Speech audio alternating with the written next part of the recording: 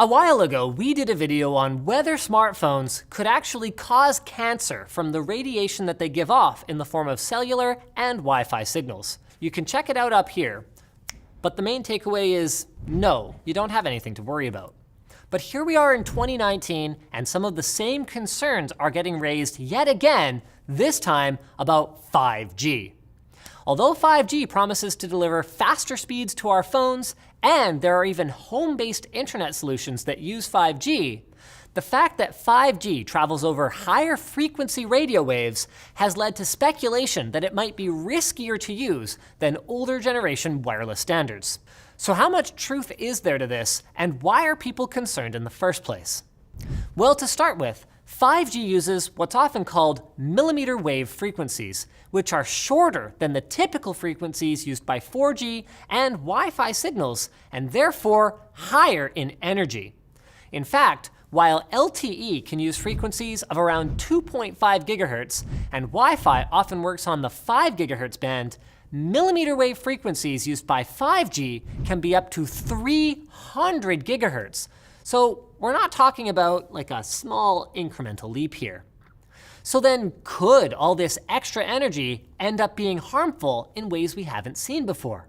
Well, some of the folks and advocacy groups that believe it is point to actions taken by the International Agency for Research on Cancer, or IARC, specifically the fact that they've classified RF electromagnetic fields, in short radio waves, as possibly carcinogenic to humans as evidence that it is. Well, that sounds pretty alarming, doesn't it? Well, it might, until you consider that many things that most of us find innocuous, like a cup of coffee, actually fall under exactly the same category. You see, if you dig into what the IARC's definition of possibly carcinogenic is, they mean that there's only a limited amount of evidence that an agent might cause cancer. So there might be some kind of weak correlation that's been observed in studies, but that is a very far cry from there being any kind of real causal link that's been found. So IARC's approach is to err on the safe side with anything that it classifies. A bit like how everything that you buy has a label on it saying, the state of California thinks this thing might cause cancer. But this hasn't stopped people from hearing the words, possibly carcinogenic, and running with it. In fact, a couple places in Europe were hesitant to test new 5G infrastructure, citing health concerns, and there were even rumors that there were widespread bird deaths in the Netherlands due to 5G trials. Well, it turned out those birds were just eating poisonous plants. I guess there's a reason that bird brain is an expression.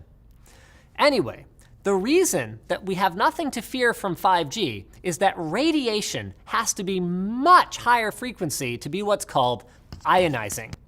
Ionizing radiation can mess with the molecular structure of your DNA and cause cancer.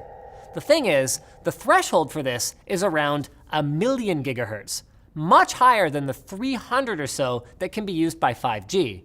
And at that point, you're not even dealing with radio waves anymore. You're dealing with ultraviolet light, which is why sunscreen bottles talk about UV protection on the label.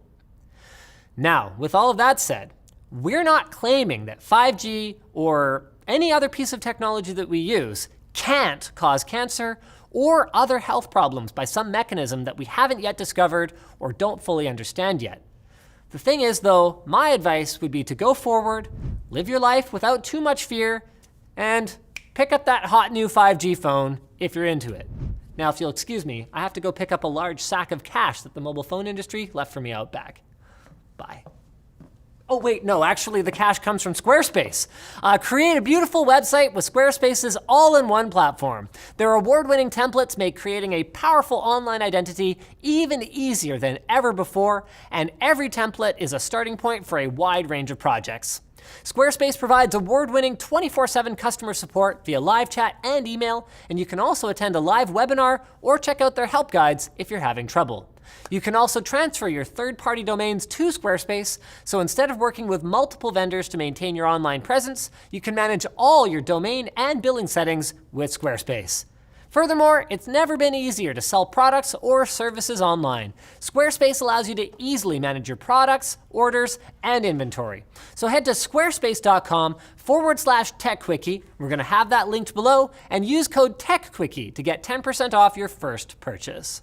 So thanks for watching. Like, dislike, check out our other videos, leave a comment if you have a video suggestion, and don't forget to subscribe and follow so you don't miss any future Fast as Possible videos. That is, unless your 5G phone killed you, in which case YouTube is probably going to cull your account at some point.